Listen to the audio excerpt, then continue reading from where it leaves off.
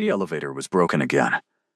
Nora Chen stood at the bottom of the stairwell of her building on Halsted Street, staring up at 7 flights of steps with the particular brand of exhaustion that had no name.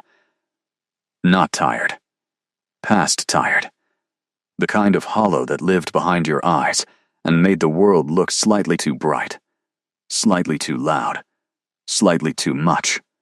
She shifted the weight of her bag groceries, mostly store brand, the kind with no pictures on the boxes, and started climbing. 3rd floor. Her feet ached from the double shift at the restaurant. 4th floor. The tip money in her apron pocket totaled $31. 5th floor. The eviction notice she'd collected from the mailbox was folded into a tight square in her jacket. She hadn't opened it. She already knew what it said. 6th floor. The lights on this landing had been out for 3 weeks, and the landlord had stopped returning her calls. 7th floor. She stood in front of apartment 714 and pressed her forehead against the cool metal of the door. Just for a second. Just breathe. Inside, she dropped her bag on the kitchen counter and didn't turn on the lights.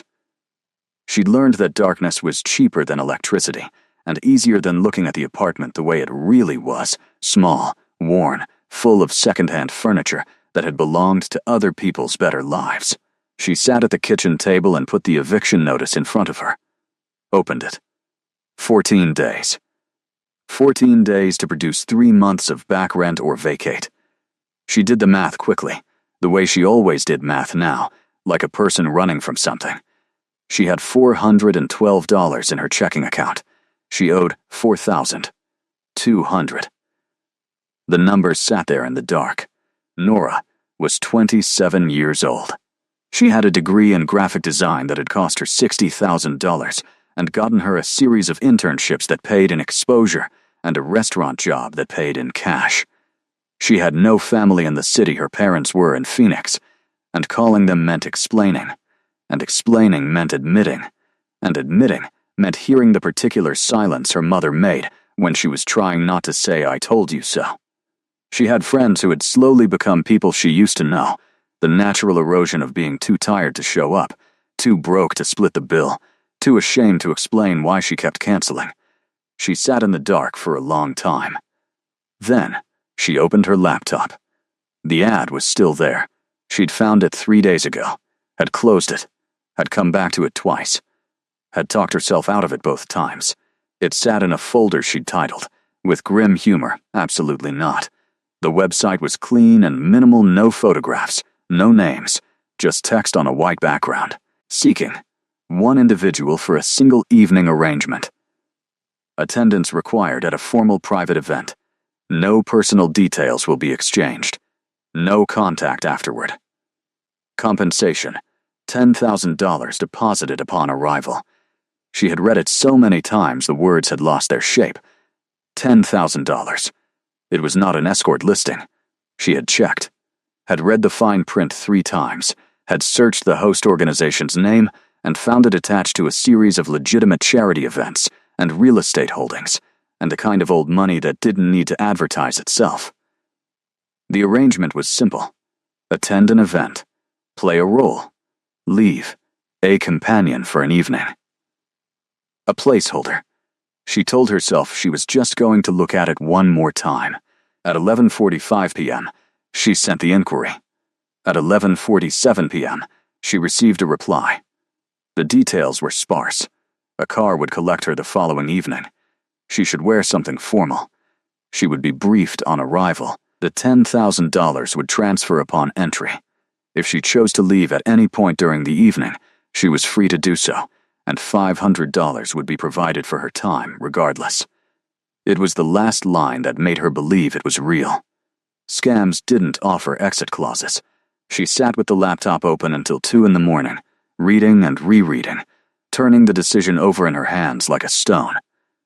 Then she thought about the eviction notice on the table. She thought about her mother's silence. She thought about climbing those 7 flights of stairs for the rest of her life, or not being able to, because there would be no apartment to climb toward. She wrote back, "I'll be ready at 7. She slept better than she had in months. The car was a black town car, the kind with tinted windows and a driver who didn't speak unless spoken to. Nora sat in the back in the only formal dress she owned, navy blue, bought second-hand for a job interview 2 years ago, pressed 3 times this evening until the fabric held its shape through sheer determination. She watched the city change outside the window, her neighborhood, then the better neighborhood, then the neighborhood that didn't have a name because people who lived there didn't need one. The building they stopped in front of was old in the way that only money could preserve. Stone facade, iron railings, the kind of architecture that said we have always been here and we will be here long after you are gone. There were no signs, no event banners, just 2 figures in dark coats flanking the entrance and a door that opened before she reached it. A woman appeared at her elbow, mid-40s, severe dark suit, silver hair pulled back with the kind of precision that suggested she had never once in her life been caught off guard. Miss Chen, she said it the way people said names when they'd read them from a file. Welcome, I'm Vera. I'll be walking you through tonight's arrangement. What is the arrangement, exactly? Nora asked. She had promised herself she would ask directly. She had spent 27 years being polite when she should have been direct, and she was trying to stop. Vera looked at her with something that might have been approval. You are here to attend a formal gathering as a guest of the house. You will be introduced as an associate. You will not be asked to speak at length. You will not be asked to do anything that makes you uncomfortable. You will eat excellent food, stand in beautiful rooms, and leave at midnight with $10,000 and a car home. And the host? Vera paused. 1 beat. Just 1. He is a private man. He values discretion above all else. Tonight is a business obligation he would prefer to navigate with company rather than without it. Nora nodded. That she understood. She had spent years making herself useful to people who needed something filled in. The money transferred to her account at the door. She checked her phone, saw the number, felt something loosen in her chest that had been pulled tight for so long she'd forgotten it was there. She walked inside. The entrance hall was the kind of room that made you feel like you had arrived somewhere important without knowing why. High ceilings with plasterwork that had no right to be that detailed, dark wood floors that gleamed like still water, and chandeliers that scattered light in patterns Nora's design brain immediately started cataloging warm amber, not white, deliberately chosen, the kind of lighting that made everyone look like a better version of themselves. She followed Vera through the hallway and into a large reception room where perhaps 60 people stood in small groups, all dressed in the quiet, expensive way of people who had nothing to prove. No sequins, no statement pieces, just fabric that draped correctly and jewelry that caught light without asking for attention. Nora looked down at her pressed navy dress and felt the familiar calculus of not quite right. Vera stopped at the edge of the room. He'll be a few minutes. Stand here. Take a drink from the tray when it passes. Look comfortable. Can I ask what he looks like? You'll know him, Vera said, and walked away. That was not an answer. Nora took a glass of something pale and cold from a passing tray and stood at the edge of the room and watched people. She had always been good at watching. It was a skill that came from years of being the person in the room who didn't quite belong you, learned to read the room before the room read you. She watched the clusters and could feel the invisible architecture of allegiance and tension. 2 men near the fireplace who kept glancing at the door. A woman in green who smiled at everyone and watched everything. An older couple who moved through the room like they owned the air in it. Then she felt it. It wasn't a sound or a movement. It was more like a shift in pressure, the way the atmosphere changed before a storm. The room didn't go quiet, that would have been too obvious, but something in the collective body language of 60 people adjusted. Subtly, the way people adjust when someone powerful enters a space and they don't want to be caught noticing. Nora turned. He stood at the far entrance. Her first thought was that he was tall. Her second thought, following immediately, was that tall was not the right word. He was the kind of person who occupied space differently than other people, as though the room had arranged itself around him without being asked. Dark hair. Sharp features. A suit so dark it was almost black, worn with the ease of someone who had never once in their life dressed to impress. And his eyes, when they found hers across the room, were the color of deep water. Not blue, not gray. Both, and neither, the kind of color that changed depending on the light. He walked toward her, and the room adjusted again, conversations continuing but spines straightening, gazes flickering. Nobody stared directly. Everyone noticed. Miss Chen. His voice was low and unhurried, a voice that had learned long ago that it didn't need to raise itself to be heard. "I'm told you're here as my guest this evening." "You're told correctly," she said. Something shifted at the corner of his mouth. Not quite a smile. "I'm Kale." Just Kale? Just Kale tonight. She accepted that. She had agreed to discretion after all. "My name is Nora." "But you already know that." "I do." He accepted a drink from the tray without looking at it, his eyes still on her. "I appreciate you coming on short notice. I appreciate the compensation," she said, and immediately wondered if that was too blunt. But he smiled then, a real one, brief and slightly surprised, and she decided she had been right to be direct. The evening moved in the way of formal events slowly, and then in rushes, punctuated by conversations Nora participated in, with the surface of her attention, while the rest of it kept returning to Kyle. He was, she noted with professional detachment, extraordinarily good at rooms. He said little. He listened in a way that made people feel chosen. He had the gift of stillness, the ability to remain motionless while everyone around him moved, and to make that stillness feel like attention rather than absence. He stayed close to her. Not crowding there was always an arm's length of space, but present, in the way of someone who had decided she was his orientation point for the evening. At one point, a man with silver cufflinks and the smile of someone who charged by the hour approached, and said something to Kale in a low voice that Nora couldn't hear. Kale's expression didn't change, but something in his stillness shifted, a tightening, almost imperceptible. He glanced at Nora. "Would you excuse me for 10 minutes?" "Of course." She watched him cross the room and disappear through a side door with the silver cufflinks man. She watched the room recalibrate in his absence, like a tide adjusting to the moon. Vera materialized at her elbow. "You're doing well. I'm just standing here." "That is," Vera said with complete seriousness, "more difficult than it sounds in a room like this." Nora looked at her. "What kind of room is this, exactly?" Vera smiled for the first time, the kind where what you don't say matters more than what you do. She moved away before Nora could ask a follow-up. Kyle returned 12 minutes later. She knew because she'd counted. He came back to her side with the seamlessness of someone returning to a position they'd already decided was theirs. He didn't explain the absence. The room thinned slowly pairs, and groups drifting toward exits with the unhurried certainty of people who had cars waiting. At 11:50, Kyle turned to her. "There's a matter I need to address before midnight. It requires a witness." He paused. "It's a formality. Vera can explain."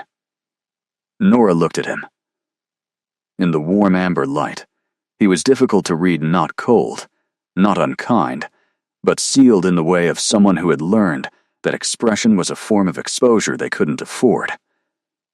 "What kind of formality?" she asked. "The kind that requires a signature and takes approximately 4 minutes. She should have asked more questions. She would think about that later, lying in a bedroom she didn't recognize, staring at a ceiling she had never seen before, wearing a ring she had not put on herself. She would think about how easy it had been to agree to something she didn't understand, because a man with deep water eyes had called it a formality, and her bank account had just received $10,000, and she had spent so long saying yes to things just to survive that the word no had become a stranger in her mouth. She said, "Lead the way." He led the way. The room they entered was small and very quiet. Wood-paneled walls, a fireplace with low flame, a desk with 2 chairs facing it and one behind it, where an elderly man in a dark suit sat with the gravity of someone whose entire profession was wait. There was a document on the desk, and standing to the side, Vera, and 2 others Nora didn't recognize a woman with the posture of someone trained for ceremony, and a man whose role she couldn't immediately place, but whose presence felt official in the way of people who existed to make things legal. Nora looked at Kyle. "What is this?" He held her gaze. His voice, when he spoke, was even, controlled, the voice of someone delivering information they had carefully organized. "I need to explain something to you," he said, "and I need you to understand that what I'm about to tell you is the truth, and that you are free to leave this room at any point. The car outside will take you wherever you want to go." She waited. Her heart was doing something unusual. Not racing, more like clarifying, the way it sometimes did when she was standing at the edge of something she didn't understand, and her body knew it before her brain caught up. He said, "I am the head of a house. In the tradition of my family, and it is a very old tradition, certain agreements are made through formal ceremony. Tonight was not merely a social occasion. It was an assessment. An assessment. Yes," she looked at the document on the desk. "Of what? Of suitability." His jaw tightened, just slightly. I realized that is not a comfortable word. She almost laughed. It wasn't funny, but the alternative was panic, and she had always chosen almost laughter over panic as a survival strategy. "You assessed me, without telling me what you were assessing me for. I arranged the event. I provided the compensation regardless of outcome. You had full freedom to leave. That's not the same as informed consent. No, it is not. And I owe you an apology for that." He said it plainly, without decoration. The apology was short and complete, and it caught her off guard because she hadn't expected it, and her body didn't know what to do with things she hadn't expected. She looked at the document again. What does it say? "It is a formal agreement, a binding one, by the laws of my house. It documents a union between 2 parties." Nora was quiet for 3 full seconds. "A union," she repeated. "A marriage. By our tradition, it requires the consent of both parties, witnessed and signed. It is not. Let me stop you there." She heard her own voice come out steadier than she felt. "You are telling me that tonight was an evening designed to end in a marriage proposal, in a marriage agreement. There is a distinction. I'm going to need you to explain that distinction very carefully." He did. He spoke for several minutes, his voice steady and meticulous, laying out the architecture of something that was so far outside Nora's frame of reference that she had to listen the way she listened to foreign films, not catching every word, but tracking the emotional shape of what was being communicated. An old house. An old obligation. An heir who had delayed this particular duty for longer than was conventional. An agreement that, once signed, would provide the other party with legal protection, financial security, a formal standing, and that could, if both parties agreed, be dissolved in 7 years by mutual consent. 7 years, she said when he stopped. 7 years is the minimum term under our law. Your law. Yes, she sat down in one of the chairs in front of the desk. Nobody had told her she could sit, and nobody told her she couldn't, and she needed to be lower to the ground because the room was doing something strange. He waited. He was, she would notice later, very good at waiting. Most powerful people weren't. They filled silence with more talking, with pressure disguised as conversation. He simply stood and let her think, and didn't try to manage what she was feeling with his words. She said, "What does your family do?" A pause. Then, "Many things. For a very long time." "Are you dangerous?" "Not to you." She looked at him. In the firelight, his eyes were more gray than blue, and there was something in his face that she was beginning to read, not warmth, exactly, but the deliberate suppression of something that could have been warmth, held back the way you held a door barely open. He was afraid, she realized. Not of her. Of the answer she was about to give. She thought about the eviction notice. She thought about $4,200 and $412 in the bank. She thought about 7 flights of stairs and a degree that cost $60,000 and $31 in tips. She thought about the city outside, massive and indifferent, full of opportunities that cost money to reach. She thought about the word no and how it had become a stranger in her mouth. She looked at the document. 7 years, she said again. Yes, and after 7 years, you may leave, with a full settlement, formal release, and no further obligation. And if I don't want to leave after 7 years? He looked at her for a long moment. That, he said carefully, would be a different conversation. She picked up the pen. She told herself it was practical. She told herself she was not a romantic and never had been, and this was a transaction, clear and bounded, like a lease agreement or a contract with her bank. She told herself that the way he had stood and waited without pressuring her meant something, even if she couldn't name what it meant yet. She signed the document. The elderly man behind the desk countersigned. The witnesses signed. Vera produced a ring from somewhere dark metal, a single stone the color of deep water, exactly the color of his eyes, and Kael slid it onto her finger with the careful solemnity of someone performing an act they understood the weight of. The room was very quiet. Nora looked at the ring on her hand. Then she looked up at him. So, we're married, she said. We are. What happens now? He looked at her with those deep water eyes, and for the first time all evening something moved in them that she couldn't categorize. Now, he said, you come home. Home was not an apartment building. Home, as it turned out, was a compound on the northern edge of the city that Nora had driven past on the expressway 100 times, without ever really seeing a property screened from the road by a dense line of old trees, visible only as glimpses of stone and dark windows between the trunks. Up close, it was a manor house, the kind that existed in period dramas and the architectural history books she'd used in college.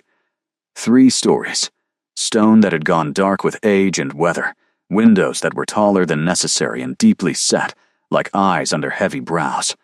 The car pulled through iron gates that opened without anyone visibly operating them. Nora sat in the back seat with the ring on her hand and watched the house approach. Kael sat beside her. He hadn't touched her since the ring, hadn't crowded her, or leaned in, or done any of the things that fear had been quietly preparing her for on the drive. He sat at a careful distance and looked out his own window and allowed her the space of her thoughts, which were moving very fast and in several directions simultaneously. The car stopped. Vera was already at the door impossibly. She had been at the manor and yet she'd been at the event, which meant either there were 2 Veras or she'd arrived by a route faster than the car, and Nora filed that question away in a category she was building in her mind called Things I Need to Understand. This way, Vera said. I'll show you to your rooms. Your rooms.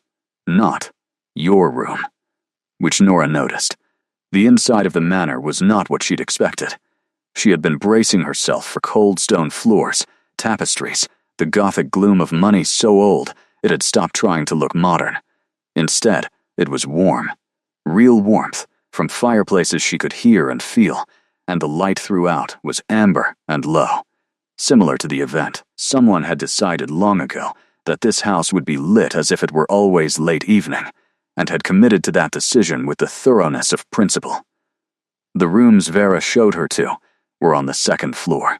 A sitting room, a bedroom, a bathroom, with a deep tub and towels folded with the precision of a hotel that had never lowered its standards in its entire existence. Your things will arrive tomorrow. Vera set a key on the table by the door. Breakfast is served from 7. There are no locked doors in the common areas. His Majesty will speak with you in the morning. His Majesty, Nora repeated. Vera's face offered nothing. Sleep well, Miss Chen. She was gone. Nora stood in the center of the sitting room and turned very slowly, taking inventory the way she always took inventory of unfamiliar spaces, exits first, then light sources, then the details that told you who lived here and how.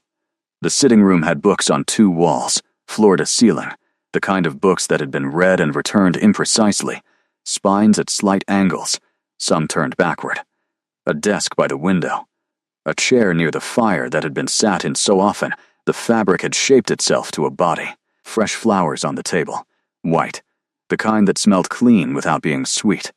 Someone had prepared this room for a person. She went to the window and looked out. The grounds in the dark were enormous, trees and what looked like gardens, and, far to the east, a wall. Not a fence. A wall. The kind built by people who understood that the difference between a fence and a wall was a statement about permanence. She sat on the edge of the bed. She was married. The word was strange in all the ways you would expect, and also in ways she hadn't anticipated. She had imagined, in the abstract way of someone who had been too busy surviving to think concretely about the future, that if she ever married it, would be a choice made with her whole self, in a direction she had walked toward for a long time. Not a pen on a desk. Not a firelit room with an elderly man in a dark suit and a ring the color of deep water.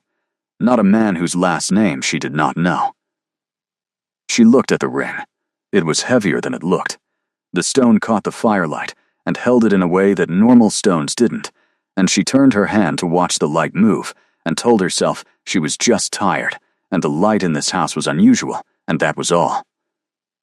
She did not sleep for a long time. When she did sleep, she dreamed about deep water, not drowning, not afraid, just standing at the edge of something vast and looking at the surface, and knowing, with the certainty that only dreams provided, that what was underneath was not what she expected. Breakfast was set in a small dining room off the main hall, a table for two, which told her the household had decided not to leave the matter of mourning ambiguous. Kyle was already there when she arrived, sitting with coffee and a newspaper, an actual physical newspaper, which struck her as either charming or anachronistic. She hadn't decided yet. He stood when she entered. She noted that. It was the kind of automatic courtesy that came from a long time of practice, not performance. She sat across from him. A plate appeared from somewhere she hadn't seen anyone with food arranged with the same artful precision as the event the night before. "You didn't sleep," he said. It wasn't a question. "I slept eventually." He nodded. He looked different in daylight still contained, still that quality of careful stillness, but less formal. The suit was dark but simpler. There were lines at the corners of his eyes that she hadn't noticed in the amber evening light. "I owe you more explanation," he said. "Yes," she agreed. "You do." He looked at her with something that might have been relief, as though he had been afraid she would perform civility, and was glad she hadn't. He set down the newspaper. He talked for a long time. She listened. The house was old. Not metaphorically old historically. Practically. Structurally old. The kind of old that predated records and existed in the spaces between official histories. His family had always been what they were. The human world moved around them, and they moved carefully through the human world, and the arrangement had held for longer than modern cities had existed. She let him talk, until he reached a natural pause. Then she said, "What are you?" He looked at her directly. He said the word simply, without ceremony or drama, in the same voice he would have used to say the sky was dark or the fire was warm. She sat with that for a moment. She said, "I need more coffee." He poured it for her himself. She spent the first week learning the house. Not because anyone told her to, no one told her to do anything, which was itself a form of information, but because she was a person who managed unfamiliar territory by mapping it, and the manor was unfamiliar in ways that went beyond its size. It was alive with routines she didn't understand yet, organized around a set of internal logics she could sense but not read, like a language she could hear but not translate. She walked the common areas every morning before breakfast. Library enormous, floor to ceiling, books in languages she recognized and several she didn't, organized by a system that wasn't alphabetical and wasn't chronological, and took her 3 days to decode before she realized it was organized thematically by emotional register, which told her something significant about the person who had organized it. Drawing room with windows facing east. Formal dining room clearly never used. A conservatory at the back of the house, filled with plants that grew with the aggressive confidence of things that had never been told they might not survive. And staff who moved through all of it with the efficiency of a theater company mid-performance, present when needed, invisible when not, communicating through a network of awareness she couldn't see. Kyle was present at breakfast and occasionally at dinner, and available, she understood.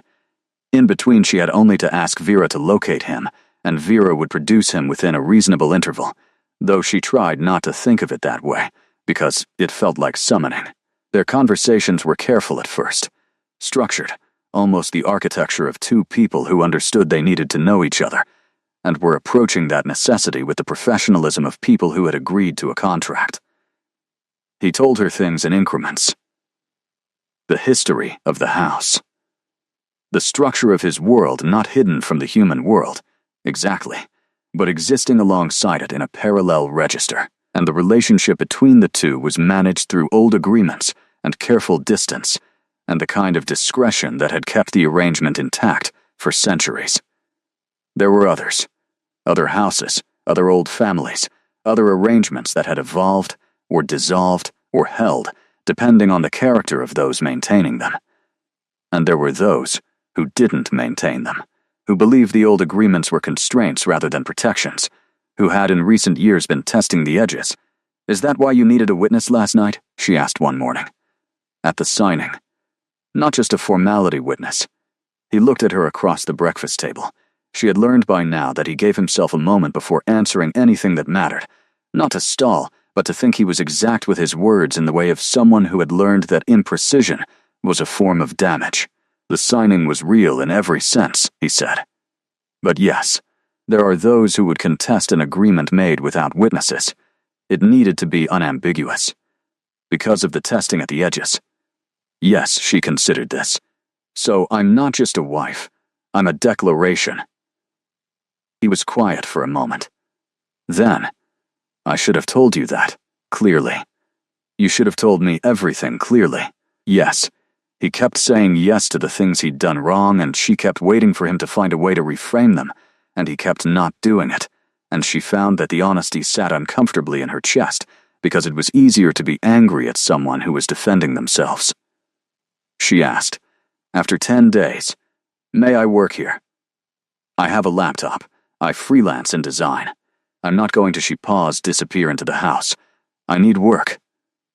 He looked at her with what she was beginning to recognize as the version of his face that meant he was recalibrating something. "Of course," he said. "Whatever you need."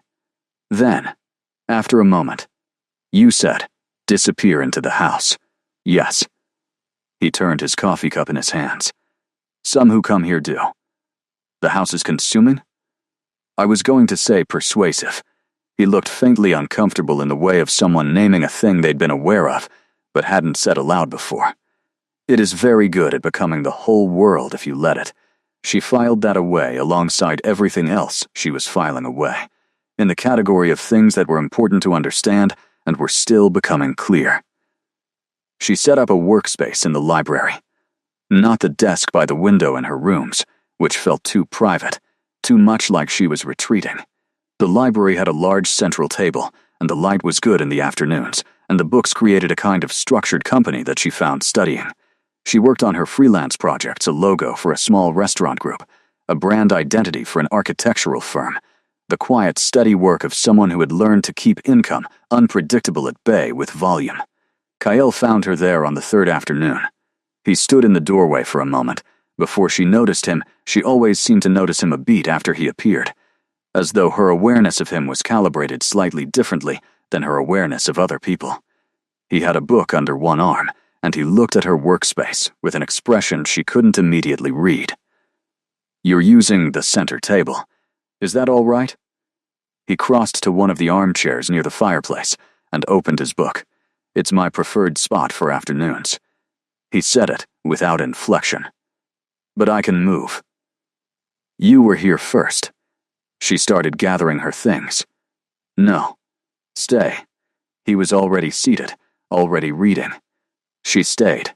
They spent the afternoon in parallel, the only sounds the fire and the occasional page turning, and, outside, the wind moving through the old trees. It was the most comfortable she had felt since arriving, not because anything had been resolved, but because they had found, without negotiating it, a way to be in the same space without requiring anything from each other. She was a person who needed solitude to function and had always found shared silence rare. He appeared to be the same. She noted this, She noted a lot of things about him, assembling them carefully, the way she assembled reference material for a design project, building a picture from pieces, before she had to commit to interpretation. It was Vera who told her about the others. Not directly, Vera was not a direct person, or rather she was a person who delivered information at angles, letting you turn it and hold it yourself until it resolved into meaning. She came to the library one afternoon when Nora was alone and set a tea tray on the end of the table and said, without preamble, there will be visitors at the end of the week. What kind of visitors? Representatives of 2 other houses. They come periodically when a significant change occurs within a house. She paused. Your arrival constitutes a significant change. Nora looked at her. Will they be a problem? Vera poured the tea with the precision of someone performing a ritual. Some of them will look at you and see an opportunity. Some will look at you and see a complication.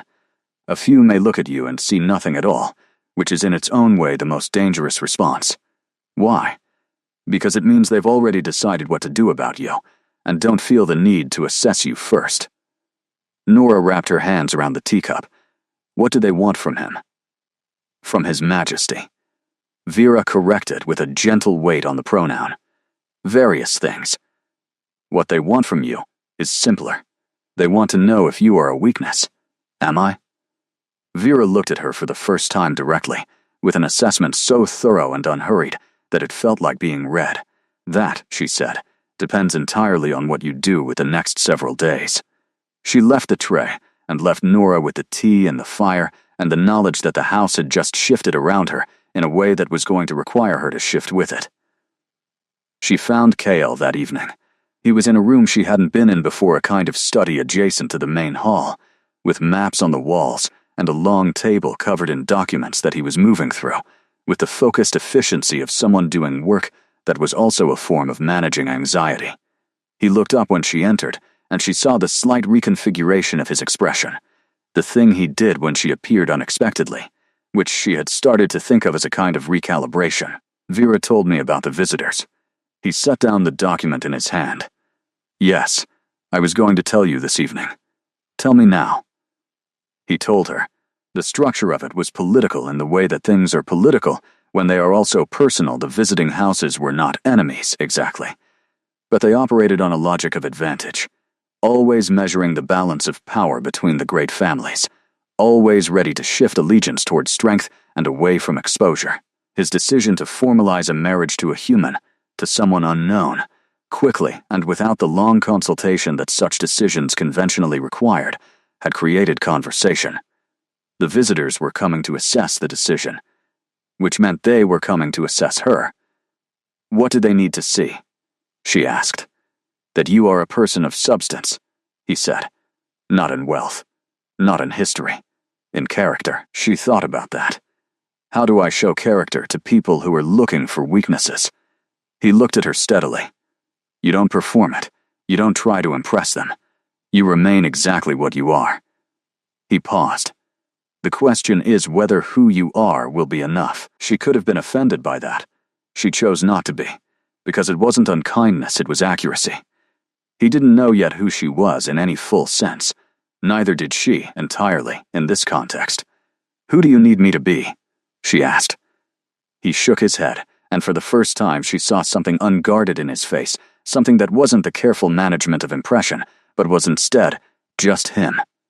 Just the thing underneath all the stillness. I don't need you to be anyone other than what you are. I made that mistake once before, he said. Asking someone to be something for the house rather than for themselves. I don't intend to repeat it. The sentence sat in the air between them, and she wanted to ask about it, but the shape of the conversation didn't allow it yet. So she left it there and stored it in the category of things she was building toward understanding. I'll need to know the specific dynamics before they arrive, she said instead. Who defers to whom? Who is looking for what? I'm a designer. I work in context. Give me the information and I'll figure out how to show up. He looked at her for a long moment. Then, he picked up his document and moved it aside and pulled out a chair across from himself and said, "Sit down." She sat. He talked for 2 hours. She listened, asked questions, took mental notes with the efficiency of someone who had trained herself to retain what she heard, because she'd never been able to afford to miss information. By the end of it, she had a picture imperfect, partial, the way all pictures were before you had been in the room of what she was walking into at the end of the week. Before she left, she stopped at the door. You said you'd made that mistake before, asking someone to be something for the house. He didn't look up from the table. Yes, what happened? A pause, long enough to have weight. She left, he said, before the 7 years, which she had every right to do. Nora looked at him. There was nothing theatrical in how he said it, nothing that asked for sympathy, just a fact delivered in the tone of someone who had long since finished the harder work of processing it and was left only with its outline. She said, "I'm not her." He looked up. "I'm telling you that as information," she clarified, "not as a reassurance, just so you have it." He held her gaze, then he nodded, once, with the weight of someone who had received something they hadn't known how to ask for. She went back to her rooms. She lay awake for a while, looking at the ceiling, turning the ring on her finger without thinking about it, the way you turned something familiar in a hand that is still learning its shape. The visitors arrived on a Thursday, 3 from the northern house, an older man with the deliberate authority of someone who had been the most significant person in every room for so long that significance had become structural. A woman of perhaps 40, with intelligence behind her eyes and no warmth in front of it, and a younger man who stood half a step behind the older man and whose primary function appeared to be observation. 2 from the coastal house, sisters, Nora determined within the first 5 minutes from the particular shorthand of their interactions. The older was formal in the way of someone performing formality from habit. The younger was curious in a way that was almost aggressive. She looked at everything with the hunger of someone cataloging. They gathered for dinner in the formal dining room, which had been, Nora understood now, precisely why the formal dining room existed. She dressed carefully. Not to impress, she had committed to Cale's instruction to remain herself, but with the specific intentionality of a person who knew that clothes communicated before mouths did, and she wanted to communicate correctly.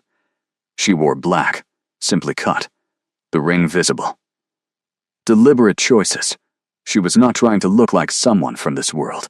She was trying to look like someone comfortable in their own. Kyle came to her door to walk her down. He looked at her for a moment when she opened it. Then he said, "Ready?" She said yes. He offered his arm. The gesture was formal, appropriate to the occasion, but his hand when she took it was warm, and he held her arm with a steadiness that was not performative, and she understood that whatever else this evening was, he wanted her there with him, not as an object of display, but as a person beside him. That mattered. They walked down together. She watched the room absorb them as they entered. The northern elder's gaze moved over her with the precision of appraisal. The coastal sisters exchanged a look. The younger observer stepped infinitesimally forward. Nora looked at none of them directly. She looked at the room, the table, the fire, the arrangement of the space, the way she looked at any project she was about to work in. Getting her bearings, not performing ease, actually finding it. Dinner moved through its courses.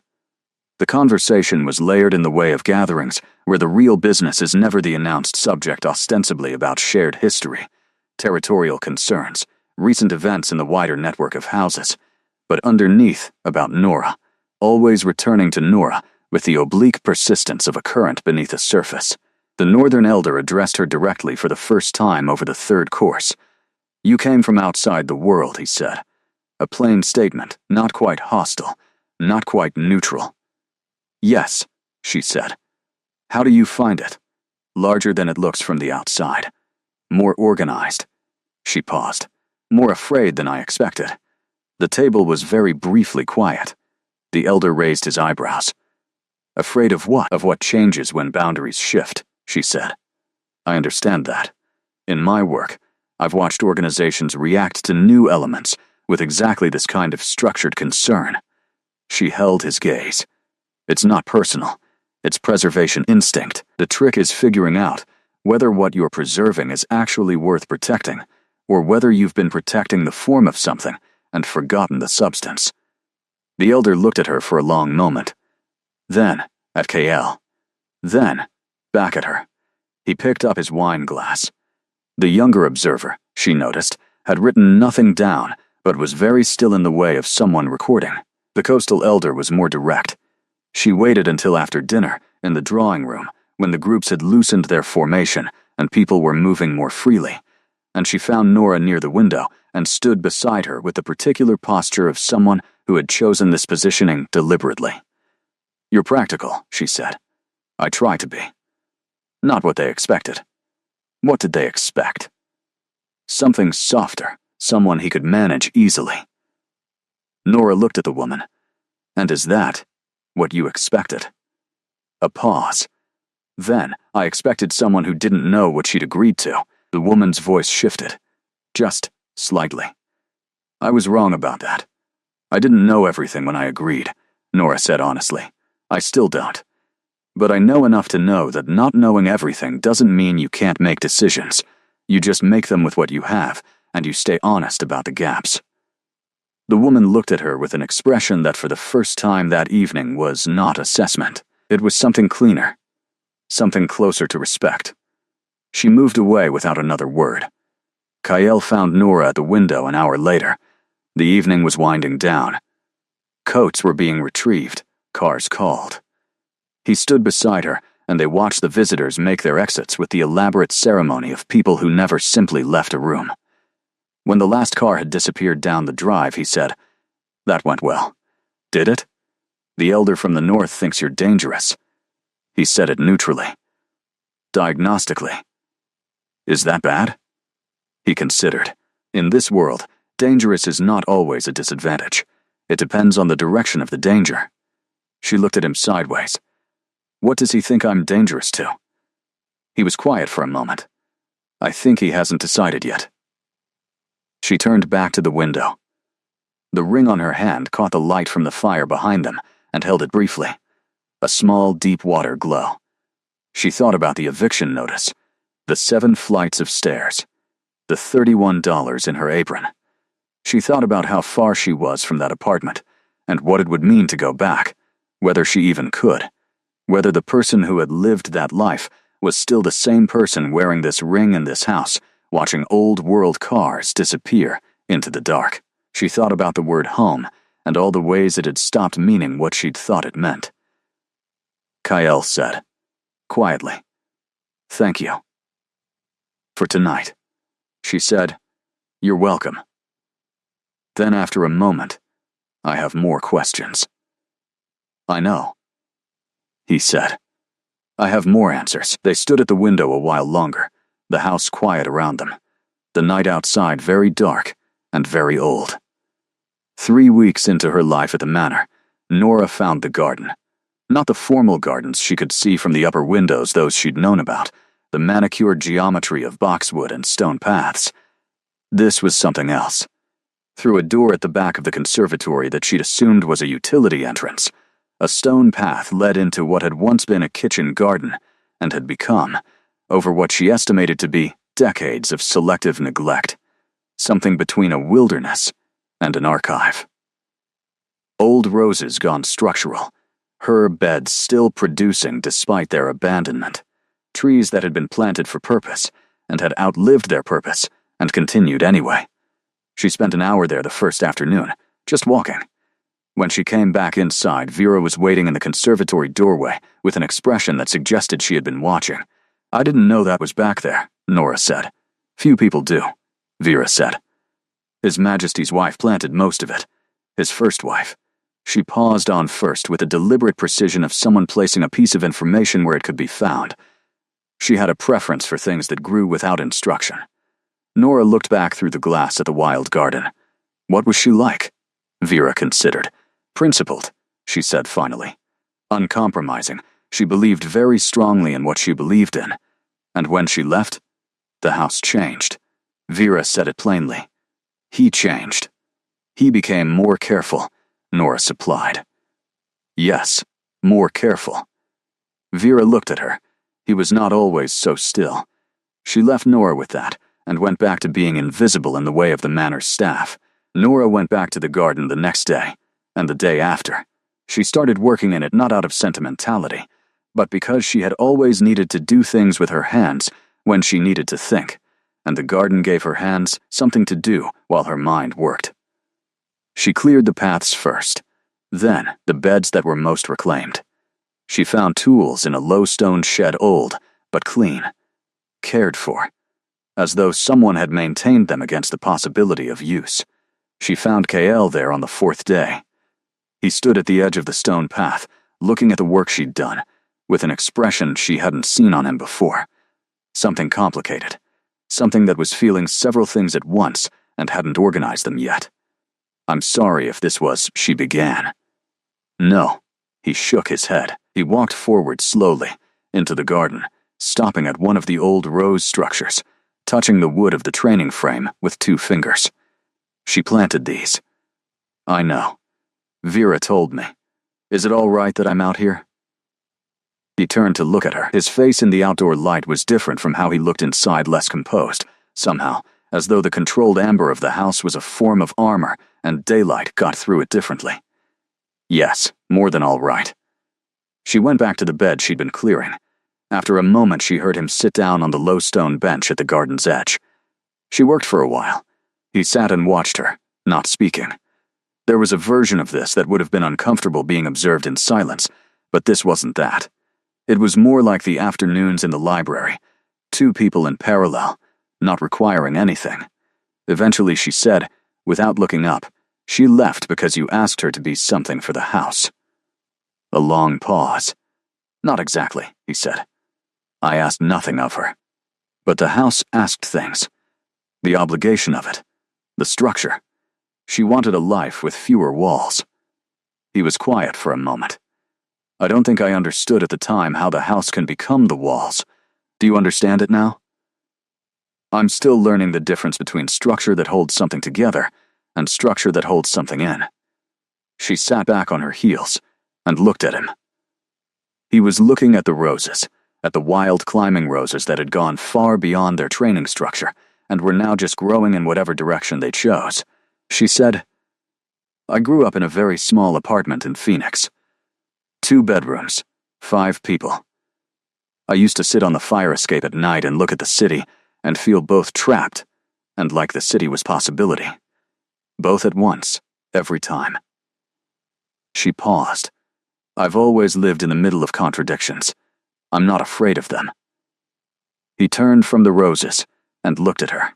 "Most people want contradictions resolved," he said. "I know." She turned back to the garden bed.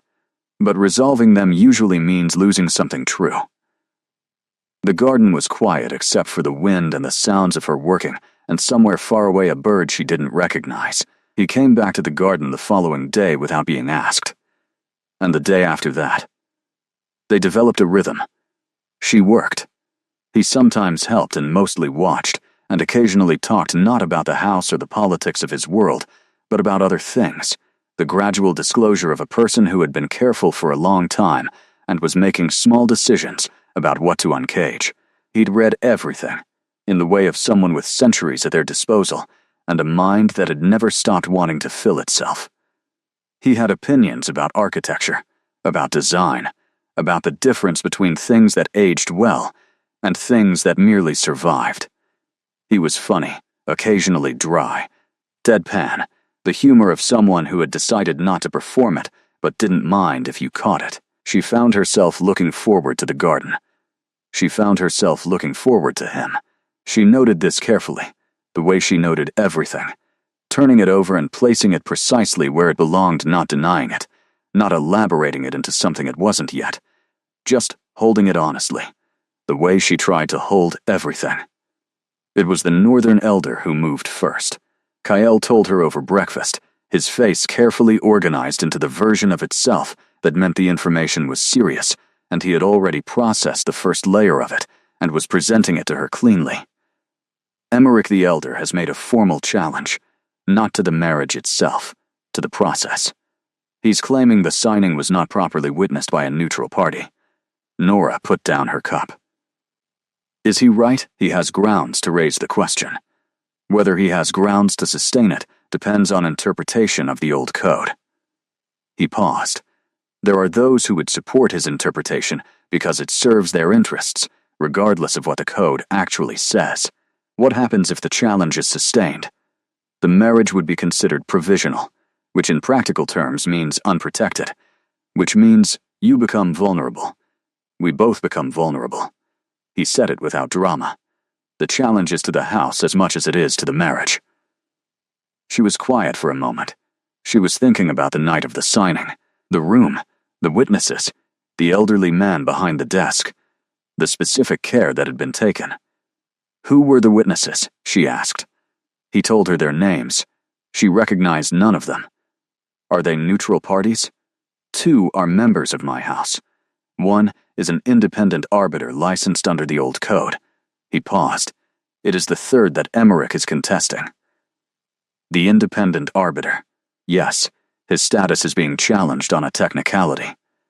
She looked at him. What kind of technicality? A bureaucratic one. The certification of his license to act as arbiter under the code requires renewal every 50 years. His last renewal was 49 years and 11 months ago. Emmerich's legal team is arguing that the renewal had not yet occurred at the time of signing. Nora stared at him. 1 month. Less than 1 month. She made a sound that was not quite a laugh. That's incredibly thin. It is thin. He met her gaze. But thin doesn't mean ineffective. In old code challenges, the process itself is the weapon. The longer it runs, the more expensive in terms of political capital, the more opportunity for those on the fence to find reasons to side with the challenge rather than against it. She pushed her plate aside. Tell me everything you know about the old code. He told her. It took most of the morning. She spent the afternoon in the library, not designing, reading everything in the section she'd identified on the 3rd day, as organized under the emotional register of obligation, which turned out to be legal texts, histories of precedent, records of old challenges, and their resolutions. She had no training in this. She had a graphic designer's eye for structure and a lifetime of managing systems by understanding what they were actually for beneath what they claimed to be for. At 5 o'clock, she had 3 pages of notes. She found KL in the study. The challenge isn't about the witness, she said. He looked up. The technicality is a vehicle. She sat down across from him and put her notes on the desk between them. Emmerich isn't interested in the marriage process. He's interested in the precedent. If he can establish that your decisions can be challenged on procedural grounds, he creates a mechanism. He uses it once, and it doesn't need to succeed. He just needs it to establish that it can be used. KL was very still. So if you fight it on the technicality, she continued, you're playing the game on his terms. You're arguing about the license renewal date, which is an argument you might win and might not, and either way you've established that his mechanism works. He looked at her. What would you argue instead? She met his eyes. You don't argue the process. You argue the substance. You agree that process matters, you honor that concession, it costs you nothing, and then you demonstrate that the substance of the signing was so comprehensively witnessed that the procedural question is moot. You don't defend. You expand. A long silence. You call additional witnesses, she said. Anyone who was present at the event who can confirm the agreement was made publicly and in good faith. You file that testimony independently of the formal signing documentation. And then you ask the code authority, not Emmerich's legal team, to rule on whether the expanded testimony constitutes sufficient substantiation. He leaned back in his chair very slowly. You strip the technicality of its power, she said, by making the evidence so broad that no single point of procedural failure can invalidate it. You're talking about outflanking him. I'm talking about design. She tapped her notes. When a system has a point of failure, you don't reinforce the point of failure. You build around it until the failure point is no longer load-bearing. He looked at her across the desk, and in his expression she saw the things she had been watching form slowly over the past weeks, the careful uncaging. The shift in the quality of his attention from assessment to something else. Something that didn't have a name yet, but was moving toward one. "How do you know how to do this?" he said. "I don't," she said honestly. "I know design. The logic is the same." He held her gaze for a long moment. Then, he picked up his pen. They worked until midnight. The Code Authority ruled in 48 hours. Expanded testimony substantiated. Procedural challenge insufficient to invalidate substance of agreement. The ruling came in language so dense and formal that it took Nora 2 readings to be certain she'd understood it correctly. But the meaning was clear. Emmerich's challenge had failed. Kyle received the ruling in the study, read it twice, set it down. He looked at Nora across the table where they'd worked for 2 days straight, on coffee, and the particular sustained energy of people who are doing something that matters. He said, "It worked." She said, "Of course, it worked." And then, because she was exhausted and the relief was flooding through her in a wave that was unexpectedly physical, she laughed a real laugh, unguarded, the kind that surprised her by arriving. He looked at her when she laughed, and his face did the thing it had been increasingly doing, the uncaging, and he smiled. A real smile. Not brief, and slightly surprised the way his smiles had been at the beginning. A full one, unheld, and she saw in it the person he was when the careful management fell away, and he was warm and sharp and present, and she felt the ground shift under her, in a way that had nothing to do with fear. She stopped laughing. They looked at each other across the table. Neither of them moved. He said, "Quietly, Nora." She said, "I know." Because she did know. Had been knowing for some time, in the incremental accumulating way she knew things, pieces arriving, and being placed, and building into a picture that was becoming impossible to look at as anything other than what it was. She said, "I'm not going to pretend I don't feel what I feel, but I also need to tell you that I'm not staying because I feel it. I was staying before I felt it." He looked at her steadily. "I know," he said. "That's exactly why it matters." She came around the desk. Not performed, not romantic in the constructed sense, just movement, a decision, the body doing what it had been arguing for long enough. She stood in front of him, and he stood up, and he was close enough that she could see the deep watercolor of his eyes, and all the complexity in them, the centuries, and the grief, and the careful management, and underneath, all of it, the thing that had been there since the subway, the gold thread of something that had been waiting to be seen. He raised his hand and touched her face. The same deliberate care he applied to everything, permission in the movement, choice in every millimeter of it. She leaned into his hand. He said her name again, just her name, the way it sounded when it meant something. She kissed him, and the house around them was very still, as though it had been holding its breath for 3 weeks and had finally been given permission to exhale. They talked for a long time after, in the low firelight of the study, the ruling on the table forgotten, the world outside the windows dark and quiet. He told her things he hadn't told her before, not strategically, not in the organized briefings of the early weeks, but freely, the way you talk when the reason to guard against someone has dissolved. She told him things too, about Phoenix and the fire escape and the design degree, and the way her whole life had been a series of doors she'd stood in front of and not known whether to go through until the decision made itself. She said, "I don't regret signing." He said, "I know you didn't at first." She shook her head. "I mean from the beginning. Even when I was angry about the way it happened, even when I was figuring out what I'd agreed to, I don't think I ever regretted it." He was quiet for a moment. "Then, I was afraid to hope for that." She looked at him sideways. "You were afraid?" He smiled, the real one. "Occasionally. Don't tell anyone." In the garden the following week, she planted something new. Peonies, from the kitchen garden seed store, which had been maintained against possibility like all the other things in this house. They were slow to establish. They needed years to reach their full bloom. They were not for now, but for what came after now, which was its own kind of statement. Kyle sat on the stone bench and watched her plant them. He said, "You're assuming we'll be here to see them." She pressed the soil down over the roots with both hands. "I'm assuming we'll have the choice." He was quiet. She looked up at him. He said, "When the 7 years ends." She met his eyes across the garden. "I know what I want." She paused. "I want you to know that before you ask, so it doesn't feel like an answer to a question. It feels like what it is." He looked at her with the full depth of those deep water eyes, and she saw in them the thing she had been watching grow, the settled warmth of someone who had stopped bracing against the good thing and was finally, carefully, beginning to let himself have it. He said, "I want you to know the same." She went back to the peonies.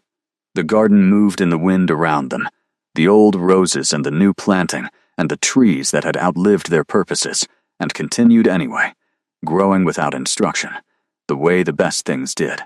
The months that followed were not simple. Nothing in this world was simple. She had learned that quickly. In the way you learned the texture of a new material by working with it, you didn't know its true character until you had pressed against it from several directions.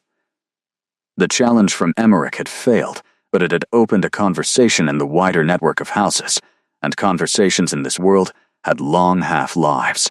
There were meetings and delegations and evenings where she sat beside KL in rooms full of very old people with very old agendas, and she had learned by now to move in those rooms with the ease of someone who understood them not belonging to them, never pretending to belong, but fluent, in the way she had become fluent in the manner itself, by paying attention and staying honest about what she saw. She kept designing. The freelance work had grown into something more intentional. She had started taking on commissions for companies connected to Kael's network, identity work and visual strategy, the design of things that needed to communicate trust without explaining themselves. She was good at it, better than she'd been before, because she now understood in her bones the difference between surface and substance, and that understanding made her work more precise. Vera brought her tea in the library one afternoon and said, without preamble, "You've become someone this house recognizes." Nora looked up. "Is that different from belonging to it?" Vera considered. "The house belonged to you from the day you arrived. The recognition is you, not the house." She poured the tea. "It's knowing you can leave and choosing the rooms you're in." Nora thought about that for a long time. On an evening in early autumn, she and Cale walked the grounds after dark. They did this sometimes now, a habit grown of the garden afternoons extending into the evenings as the nights came earlier, neither of them having decided to start doing it, and neither of them having considered stopping. The grounds in autumn were extraordinary, the trees turning in colors that the amber indoor light couldn't compete with. Gold and deep red, and the particular orange of old maples, and the air sharp and carrying the smell of wood smoke from the house's chimneys. She had been thinking about something for several days. She said, "I want to understand what I am here. Not in the formal sense, not the legal title." She paused. "I want to understand what you would like me to be." He was quiet for a while, walking. Then he said, "My wife, first. That's not a small thing in this world, despite how it may have felt at the beginning." She waited. "My partner," he continued, "in the actual sense. Not as a front for the house. In decisions. In what we build here." He looked at her. "You've already been that. I'm asking you to know that I see it." She accepted that. "What else?" He stopped walking. She stopped with him. He turned to face her, and in the dark his eyes held the ambient light of the October garden, and she had long since stopped being surprised by the depth of what was in them. "Someone I am learning how to stay for," he said. "Not the house. Not the obligation. Someone I am learning to stay for because I want to, not because the old code requires it." She looked at him. She said, "That took a long time for you to say." "I know." His jaw moved slightly. "I've been careful for a very long time." "I know," she said. "I know you have." She reached up and touched the same point on his face that he had first touched on hers, the same calibration of permission, and he held very still and let her. She said, "I'm not going anywhere. Not in 7 years. Not in 70. I made a decision. I don't walk back from decisions when the reason I made them turns out to be real." He covered her hand with his. The October garden was around them, smelling of wood smoke and turning leaves and the deep green scent of the old roses making their last growth before winter, and the house beyond them with its amber-lit windows was full of the life she had built here, the work in the library afternoons and the garden mornings and the long evenings in the study, the slow assembling of a self that had started to fit differently in the world, not smaller, not larger, but truer. She thought about the eviction notice.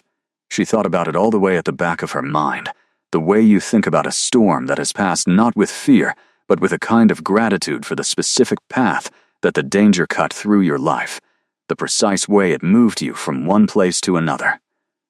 She had signed a document in a firelit room for $10,000 and the protection of a roof. She had not signed it for the October dark and the amber windows and the hand over hers, warm with the warmth of something that had learned to stop holding itself at distance. But this was what the signing had become. She leaned against him. He held her, carefully, the way he had learned to hold the things that mattered, not gripping, not controlling, just present. Just there. Above them the October sky was immense and full of stars and very old. And Nora Chen, who had sat in a dark apartment 4 months ago with a $4,000 deficit and a degree that hadn't worked, and a life that had been slowly narrowing, stood in a garden of deep autumn color and felt the particular expansive certainty of someone who had walked through a door without knowing what was on the other side and found it despite everything. Because of everything exactly wide enough, she said, "I would have done it anyway." Done what? All of it. Even if the money hadn't been what it was. If I'm honest, she felt him shift, just slightly, looking down at her. I would have said yes anyway. Why? She was quiet for a moment. Because you looked sad, she said finally. And I gave a sad stranger my number, and I have never once regretted following a thing through to where it actually went. He was quiet for a long time. Then he pressed his lips to the top of her head, and the garden held them both, the old roses and the new peonies, and the trees that continued beyond their purposes, growing without instruction, alive in the autumn dark, reaching toward whatever came next.